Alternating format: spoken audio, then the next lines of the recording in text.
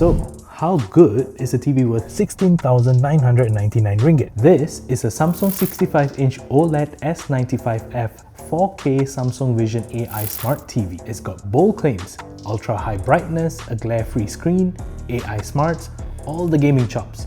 But does it actually deliver? In 2 minutes, let's talk specs. Under the hood, the S95F uses a QD OLED panel for the 65 and 77-inch, but the 83-inch uses a different variant. Samsung claims significant gains in terms of brightness from last year, along with the glare-free 2.0 screen treatment that suppresses reflections. For 16,999 ringgit, you can expect a smart TV. Powered by the NQ4 AI Gen 3 processor, it runs on Tizen 2025. For gamers, this TV has 4 HDMI 2.1 ports, up to 165Hz, VRR and ultra-low input lag. Audio is built in 4.2.2, 70 watts with Samsung's OTS Plus and AI sound modes. So specs aside, what is the experience like? We have tried for both work and leisure, and this thing is clear and bright.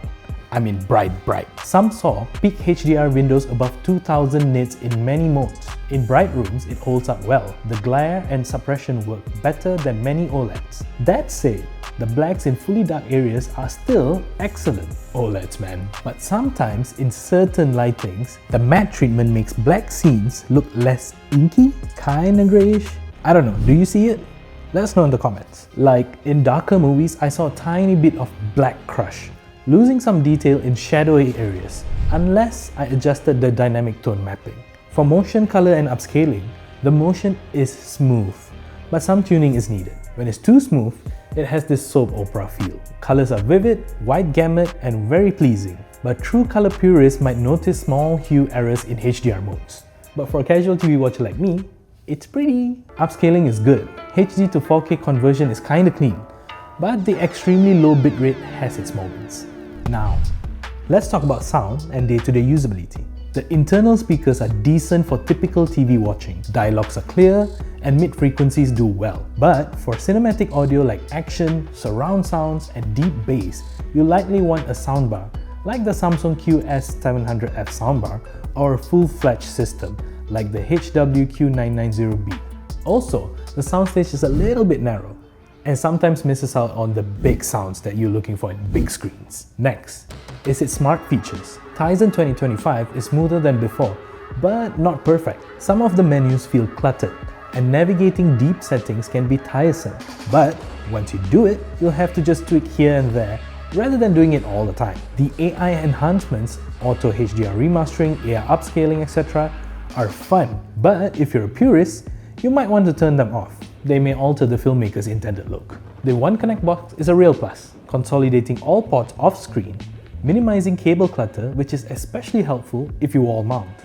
On the remote, solar cell, rechargeable, and the AI button is neat, but sometimes it can feel a bit gimmicky. So here's a quick summary, what this TV really gives you, and where you'll compromise. So the pros: exceptional brightness and HDR punch for an OLED. The glare suppression makes it usable in bright rooms. Deep blacks, great contrast, especially where the environment allows. It's got really strong gaming features like 165Hz, low lag, and VRR. Super clean cable management with the One Connect box. Here are the cons, or some things to watch out for. There's no Dolby Vision support. Samsung is sticking with the HDR10+. In some lighting, the black scenes may look less inky due to the matte screen. The UI and menu navigation might feel a bit clunky.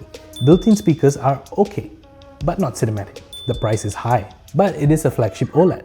So, is this TV for you? If your room gets a lot of ambient light and you need a TV that fights reflections, the S95S is one of the best in that regard. If you're a gamer, this is a strong pick with future-ready features. If you're chasing dot-perfect blacks and value Dolby Vision, some competitors may have better choices. If you're budget conscious, this is premium gear, so you'll be paying for the best experience. All in all, for how much you're spending, you can find a refined OLED that's an all-rounder with quality you can't miss. It's not flawless, but it pushes OLED in directions we have never seen before. So what do you think? Is the S95F worth the investment? Let us know in the comments and we'll see you in the next one.